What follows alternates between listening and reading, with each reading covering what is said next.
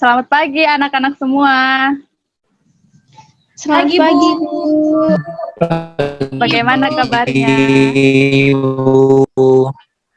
Baik, Bu, kabarnya. Baik.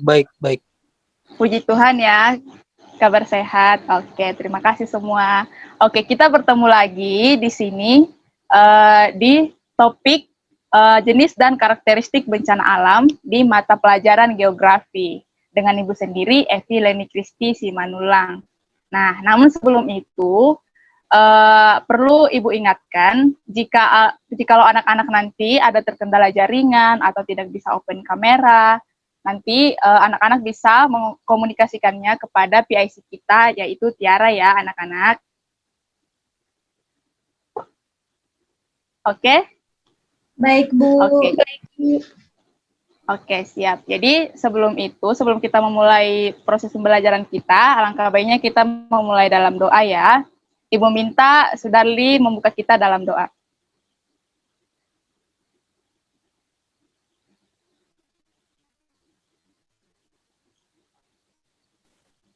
Mari kita berdoa. Bapak surga, terima kasih Tuhan buat hari ini. Kami akan mulai pembelajaran kami. Dalam nama Tuhan Yesus kami berdoa. Amin. Amin. Terima kasih, Darli. Oke. Sebelum kita memulai pembelajaran kita ini, alangkah baiknya kita terlebih dahulu mengetahui apa yang akan kita capai, tujuan apa yang hendak kita capai dalam mempelajari pelajaran ini. Nah, yang pertama, siswa dapat memahami teori dan materi tentang jenis dan karakteristik bencana alam melalui pemaparan guru dan kegiatan diskusi dengan tepat. Yang kedua, siswa dapat menguraikan jenis dan karakteristik bencana alam melalui kegiatan diskusi dan penjelasan guru dengan benar. Yang ketiga, siswa dapat meresponi mandat budaya dari Allah dengan cara menjaga bumi dengan benar dan tepat. Yang keempat, siswa dapat saling membantu dalam penyelesaian simulasi bencana alam bentuk video dengan tepat. Yang terakhir, siswa dapat mempertunjukkan proses terjadinya bencana alam melalui alat peraga sederhana dengan tepat. Oke, sebelumnya pada sesi asinkronus tadi, Ibu telah memberikan link bagi anak-anak untuk mengisi pretest, dan inilah sebagian dari hasil pretest kalian. Nah, dapat Ibu simpulkan dari hasil pretest ini, isi pertanyaannya adalah apa pengertian atau definisi bencana alam menurut pemahaman kalian? Nah, Ibu lihat di sini dan Ibu simpulkan anak-anak secara umum sudah memahami definisi dari bencana alam itu sendiri. Nah, namun di sini Ibu akan melengkapi pernyataan dari anak-anak bahwa bencana alam itu adalah serangkaian peristiwa alam yang menyebabkan kerugian harta benda dan juga mengakibatkan korban jiwa. Nah, korban jiwa ini diakibatkan seperti kematian atau korban luka-luka. Sedangkan kerusakan harta benda ini seperti rusaknya fasilitas umum seperti jalan, jembatan, rumah sakit, dan bangunan-bangunan lainnya. Nah, itu seputar definisi bencana alam. Sekarang kita akan masuk ke dalam jenis-jenis bencana alam. Nah, di sini bencana alam ini terbagi dalam 3 bagian. Yang pertama adalah bencana alam geologis. Nah, bencana alam geologis ini adalah serangkaian peristiwa atau kejadian alam yang diakibatkan oleh alam itu sendiri, seperti gempa bumi, tsunami, gunung meletus, tanah longsor, banjir, kekeringan, dan serangkaian peristiwa-peristiwa lainnya yang diakibatkan oleh alam.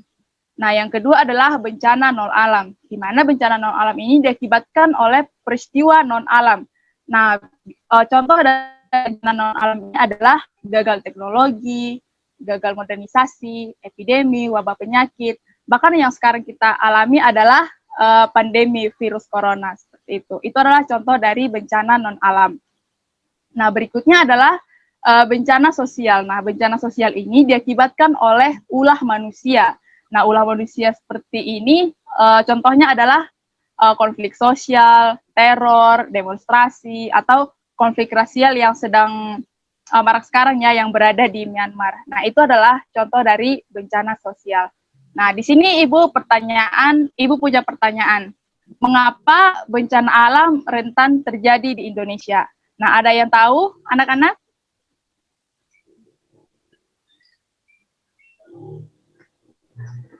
Aduh, Bang. Ada yang tahu?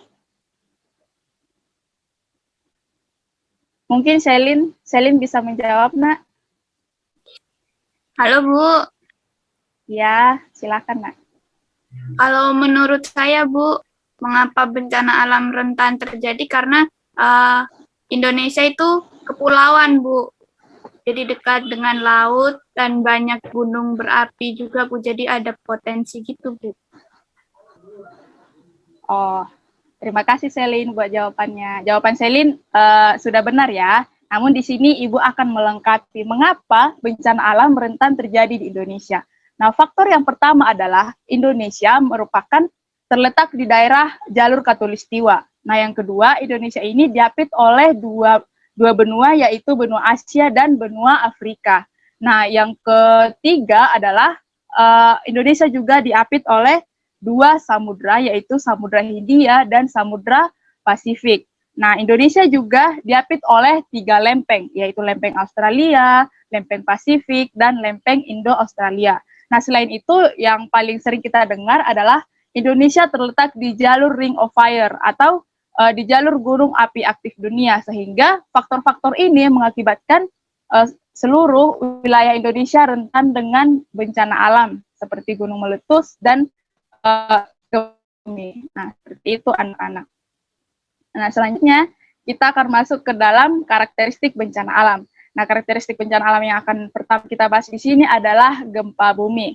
Nah, gempa bumi ini sendiri merupakan peristiwa bergetarnya lapisan kulit bumi. Nah, bergetarnya lapisan kulit bumi ini bisa mengakibatkan kerusakan harta benda dan korban jiwa. Nah, namun gempa bumi ini diakibatkan oleh dua faktor, yaitu gempa tektonik dan gempa vulkanik. Nah, gempa tektonik di sini diakibatkan oleh pergeseran lempeng, sehingga mengakibatkan getaran dan pergeseran. Nah, sedangkan gempa vulkanik ini adalah gempa yang diakibatkan oleh meletusnya gunung api. Begitu. Nah, ada pun akibat-akibat yang diakibatkan oleh gempa bumi ini sendiri, yaitu tanah longsor, kebakaran, kecelakaan transportasi. Nah, seperti itu. Nah, kemudian gempa bumi ini juga mengandung dua dampak, yaitu dampak langsung dan dampak tidak langsung. Nah, dampak langsung di sini artinya dampak yang terjadi pada saat itu juga, seperti kerusakan harta benda dan korban jiwa. Sedangkan dampak tidak langsung ini adalah dampak yang terjadi di kemudian hari, seperti kekeringan karena bergesernya saluran-saluran air di dalam tanah. Seperti itu. Kemudian karakteristik bencana alam yang kedua adalah letusan gunung api. Nah, letusan gunung api ini ciri-cirinya mempunyai kepundan sebagai tempat untuk mengeluarkan magma dan gas ke permukaan bumi. Nah, ada dua bahaya dari letusan gunung api ini, yaitu bahaya langsung atau primer dan bahaya tidak langsung atau sekunder. Nah, bahaya primer ini seperti yang saya jelaskan tadi, bahaya yang terjadi pada saat itu juga, seperti aliran lava, awan panas, guguran batu pijar, dan lainnya. Sedangkan bahaya tidak langsung yang diakibatkan oleh letusan gunung api ini adalah lahar hujan atau longsornya gunung api itu sendiri. Nah, Ibu mau bertanya ke anak-anak, contoh fenomena gunung berapi yang meletus akhir-akhir ini, apakah anak-anak mengetahui contohnya?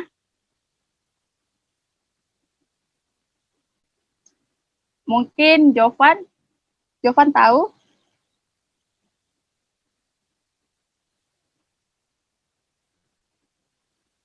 Halo Jovan, sepertinya Jovan tidak bisa berbicara ya. Mungkin ada yang bisa membantu?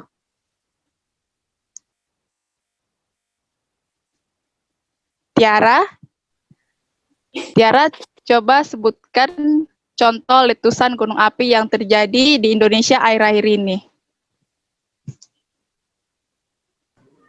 Gunung Semeru bukan, Bu? Oh, iya betul Tiara, Gunung Semeru. Tapi yang terjadi di akhir-akhir ini terletak di Pulau Sumatera, yaitu Gunung Sinabung ya, yang erupsi sampai saat ini. Gitu. Terima kasih ya Tiara. Nah, kemudian yang ketiga adalah tsunami. Nah, tsunami ini berasal dari dua kata, yaitu su dan nami. Nah, ini berasal dari bahasa Jepang.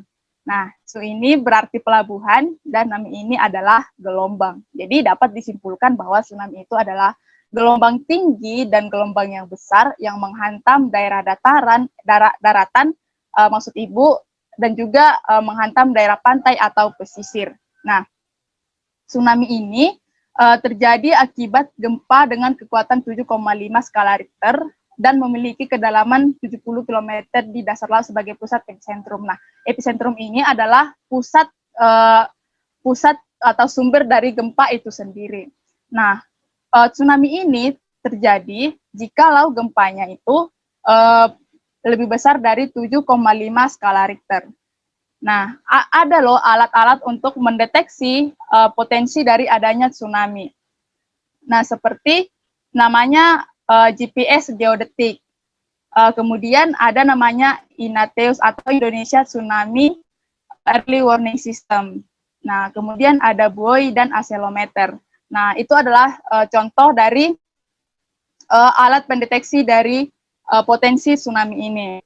Nah, tahun kemarin ada tsunami yang melanda di Indonesia di daerah Sulawesi. Apakah anak-anak tahu tentang fenomena itu? Tahu Bu, dari Palu. Mungkin yang iya, di Palu. Nah, di Palu itu kekuatan gempanya itu kemarin menurut data sekitar 7,4 skala Richter. Nah, dan mengakibatkan tsunami dengan ketinggian 1,5 sampai 3 meter. Gitu ya, anak-anak. Sampai saat ini ada yang mau ditanyakan kah? Atau ada yang dibingungkan?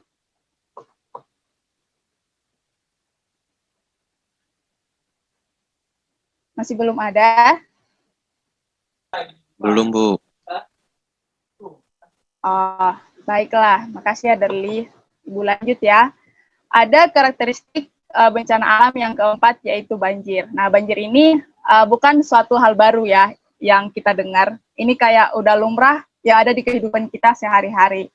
Baik pun kita sebagai pengamat gitu atau orang yang sudah mengalaminya sendiri. Nah, banjir ini adalah suatu keadaan terendamnya daratan akibat volume air yang meningkat. Nah, banjir maksud Ibu, banjir ini sendiri diakibatkan oleh curah hujan yang tinggi dan berlangsung dalam waktu yang lama, sehingga ada potensi air yang meluap dan menggenangi daratan. Nah, seperti itu. Nah, banjir ini sendiri akhir-akhir ini terjadi ya di Indonesia, terutama di daerah Pulau Jawa yang rentan dengan bencana banjir. Nah, banjir ini kemarin itu diakibatkan oleh cuaca yang sangat ekstrim, yaitu curah hujan yang sangat tinggi dan berkepanjangan. Mungkin Darli juga mengalaminya di asrama, betul Dar? Betul sekali Bu. Nah, iya. Jadi kita bisa melihat ya di berita dan di sumber-sumber informasi lainnya tentang fenomena banjir yang ada di Indonesia. Nah, selanjutnya adalah kekeringan. Nah, kekeringan ini adalah kebalikan dari banjir yang tadi. Nah, kekeringan ini diakibatkan oleh curah hujan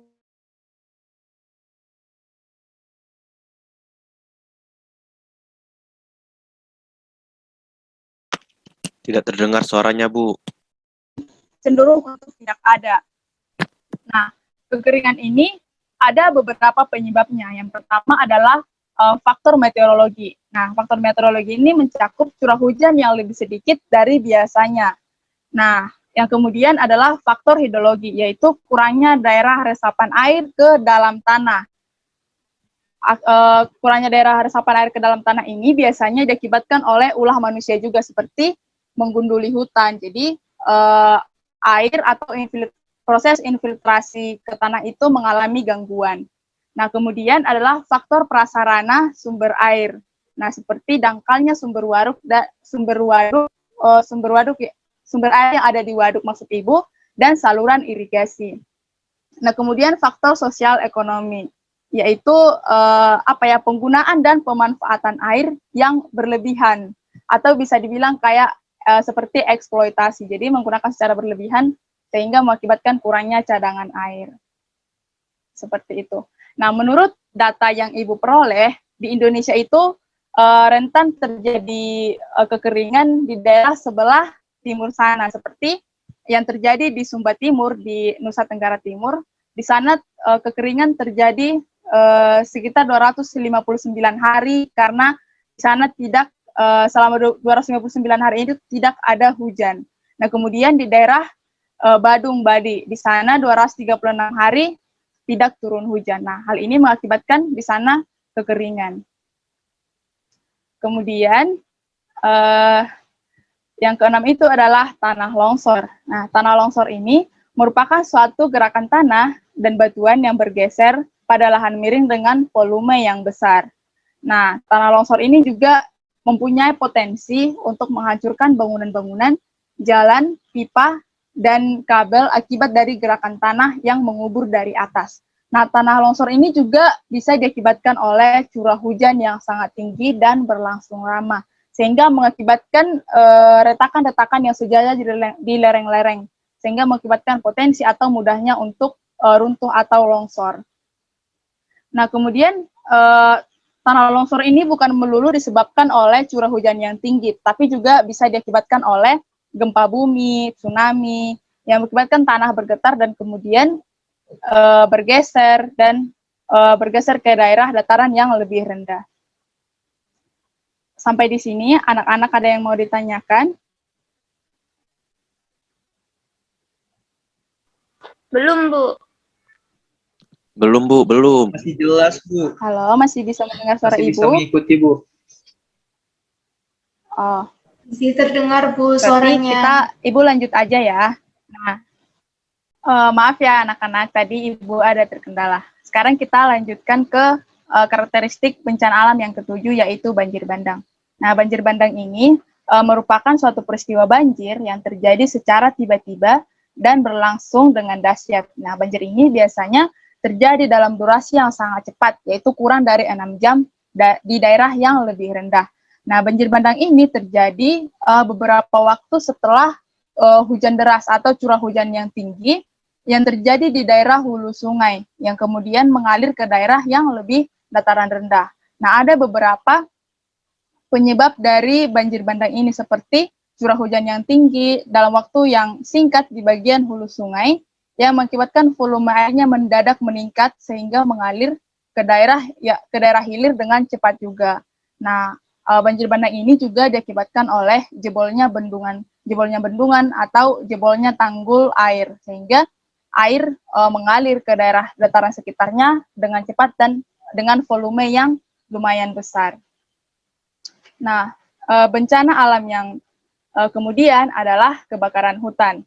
Nah, kebakaran hutan merupakan suatu kondisi api yang tidak dapat dikontrol di daerah hutan yang menyebabkan terbakar dan hangusnya hutan. Nah, biasanya kebakaran hutan yang sering kita dengar ada di Kalimantan dan Riau. Nah, mungkin kita tanya dulu terlebih dahulu ke Darli. Nah, Darli, di Kalimantan kan sering terjadi kebakaran hutan. Nah, biasanya apakah itu terjadi sepanjang tahun gitu, Dar? Iya, Ibu. Itu bisa disebabkan oleh manusia juga dan bisa juga terjadi karena alam, karena adanya kemarau, Bu. Kalau karena manusia itu karena mereka kayak membuka lahan untuk ladang gitu, Bu. Jadi harus dibakar. Dan kalau karena alam, yaitu karena ada gesekan kayu-kayu gitu, Bu, kalau pas kemarau, Bu. Jadi terjadi setiap tahun ada, Bu. Karena mengikuti pola musim ladang gitu, Bu. Oh, baik. Terima kasih ya, Darli. Nah, di sini juga menurut data bahwa fenomena kebakaran hutan yang ada di Kalimantan itu merupakan potensi yang terbanyak terjadi di daerah itu, yaitu sekitar 52 kejadian. Nah, berarti kita dapat menyimpulkan bahwa di Kalimantan ini rentan terjadinya kebakaran hutan. Nah, kita juga dapat melihat ya, kalau di Kalimantan ini memang dominannya masih didominasi oleh kawasan hutan ya. Jadi masih bahkan Kalimantan ini disebut juga sebagai paru-paru dunia. Nah, ada beberapa dampak yang diakibatkan oleh kebakaran hutan. Yang pertama adalah hilangnya keragaman hayati. Nah, yang keragaman hayati ini melibatkan hewan dan tumbuhan. Nah, sudah pasti ya juga misalnya kebakaran hutan pasti mengurangi jenis-jenis dan keberagaman dari hayati itu sendiri karena sudah hangus dilahap oleh api. Nah, kemudian adalah gangguan saluran pernapasan atau ISPA. Nah, ini dirasakan oleh manusia yang tinggal di sekitar daerah kebakaran tersebut. Bahkan tahun kemarin bukan hanya polusi ini bukan hanya terjadi di Indonesia, namun juga berdampak terhadap daerah-daerah tetangga kita seperti Malaysia dan Singapura. Nah, bahkan negara tetangga kita juga harus mengalami dampak ya dari negara kita. Nah, kemudian jenis dan karakteristik bencana alam yang ke-9 yaitu angin puting beliung. Nah, angin puting beliung ini merupakan angin yang berputar dengan kecepatan lebih dari 60 sampai 90 km per jam dan berlangsung selama 5 sampai 10 menit. Nah, angin ini terjadi akibat perbedaan tekanan yang besar dalam area yang sempit atau dalam area yang lokal. Nah, yang terjadi di bawah atau sekitar awan cumulonimbus. Nah, ada beberapa ciri atau gejala dari terjadinya angin puting beliung ini. Yang pertama, adanya terjadi udara panas atau gerah. Nah, kemudian terdapat awan cumulus yang bergelombol dan berlapis-lapis. Nah, kemudian di antara awan cumulus ini terdapat awan cumulonimbus atau yang biasa disebut dengan awan CB. Nah, biasanya awan CB ini di batasnya berwarna abu-abu dan menjulang tinggi. Nah, jika kita melihat dari bawah, misalnya dari permukaan bumi, bentuknya seperti bunga. Nah, kemudian gejala-gejala yang terakhir yaitu adanya tiupan angin yang terasa sangat dingin dan biasanya juga disertai dengan hujan yang lebat. Begitu seputar angin puting beliung. Nah, angin puting beliung ini sebenarnya terjadi di daerah saya di Dolok Sanggul pada akhir-akhir ini, tepatnya pada minggu lalu, di mana adanya memang fenomena ini tidak memakan korban jiwa, tapi mengakibatkan kerusakan beberapa bangunan dan perumahan warga. Jadi atap-atap dari bangunannya itu disapu oleh angin puting beliung tersebut. Seperti itu. Nah, untuk yang terakhir, Ibu ingin menanyakan kepada anak-anak, bagaimana respon kita sebagai anak-anak Allah atau sebagai umat Kristen dalam meresponi fenomena bencana alam yang terjadi. Nah, Ibu mau mendengar dari Alda. Alda, apakah bisa bersuara, Alda?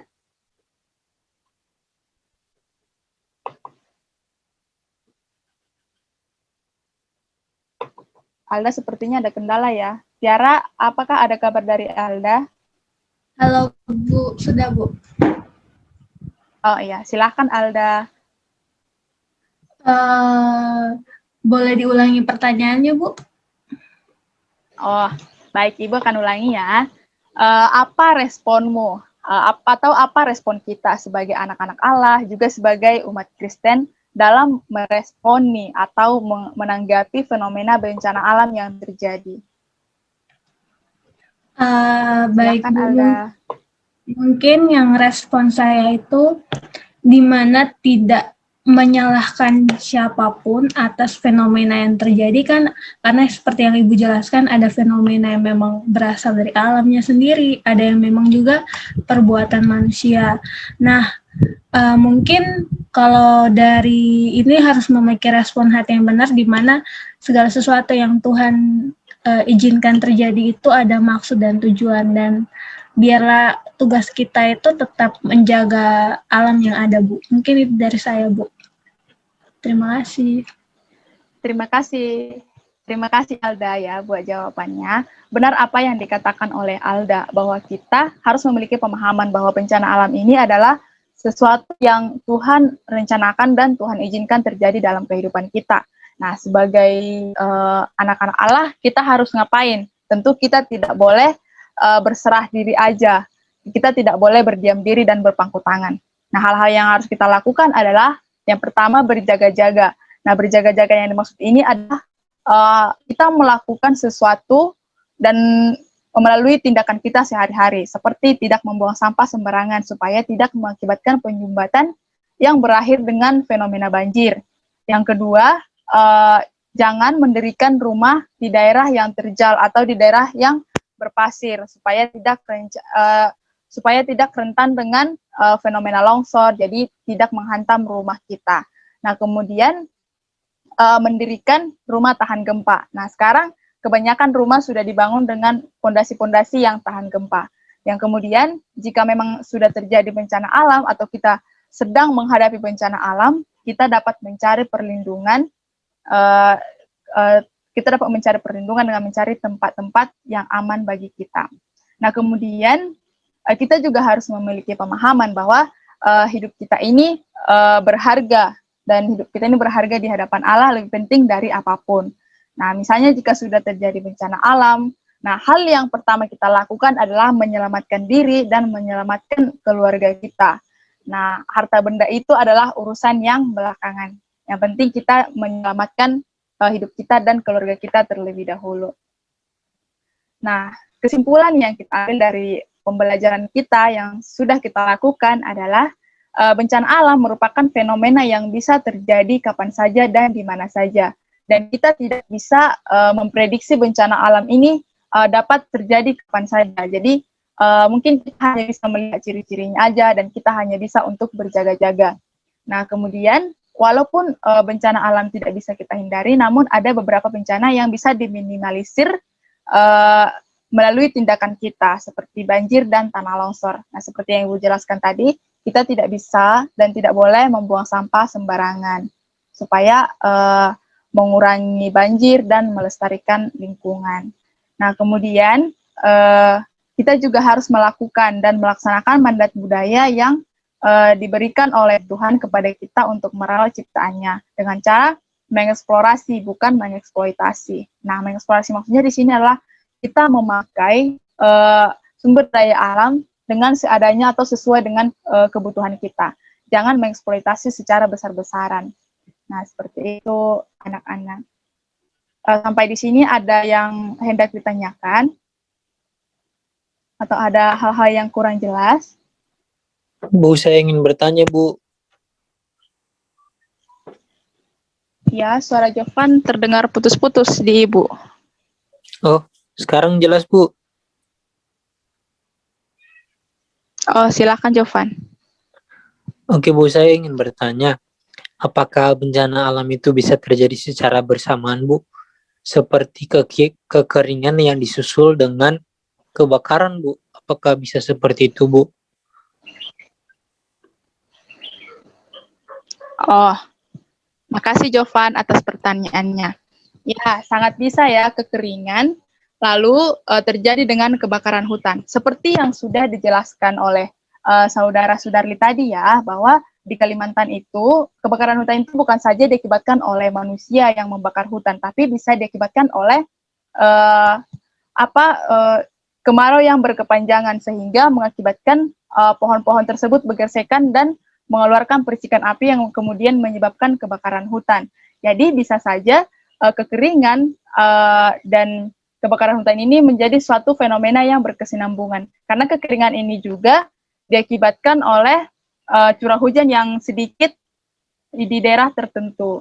Seperti itu, Jovan. Apakah menjawab? Oke, Bu. Oke, terima kasih, Jovan. Jikalau anak-anak nanti masih punya pertanyaan atau hal-hal yang perlu diperjelas dengan Ibu, nanti anak-anak bisa memberikan pertanyaan di grup Teams atau di grup WA. Nah, Ibu akan menjawab ya di sana. Nah, kemudian Baik, Bu. kita ke deskripsi tugas. Oke, baik, Shelin. Ke deskripsi tugas. Yang pertama adalah tugas kelompok. Nah, tugas kelompok ini akan dikumpulkan minggu depan di pertemuan berikutnya pada tanggal 23 Maret 2021 ya, anak-anak. Nah, Ibu akan membagi kelompok. Ibu akan membagi kelompok dan meletakkan satu topik yang berbeda di setiap kelompok. Nah, tugas kalian di sini adalah misalnya kelompok 1 adalah membahas tentang banjir. Nah, kalian menganalisis banjir ini, mengapa bisa terjadi banjir, karakteristiknya gimana, dan mitigasinya seperti apa. Nah, anak-anak nanti akan menjelaskan ini dalam bentuk video dan menjelaskannya dalam bentuk alat peraga sederhana. Nah, setiap kelompok ini diberi waktu 15 menit untuk presentasi. Nah, 10 menit untuk presentasi ini dan 5 menit untuk tanya jawab.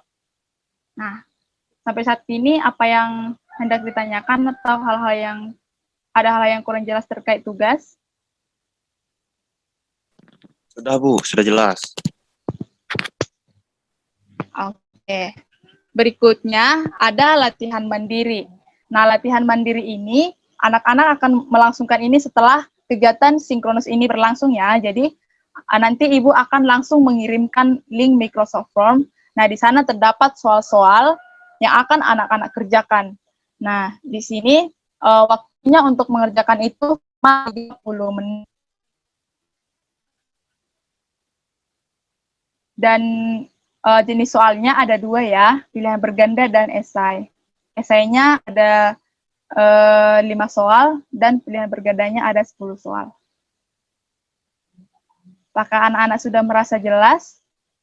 Atau ada hal-hal yang mau ditanyakan lagi? Sudah jelas Bu. Oke.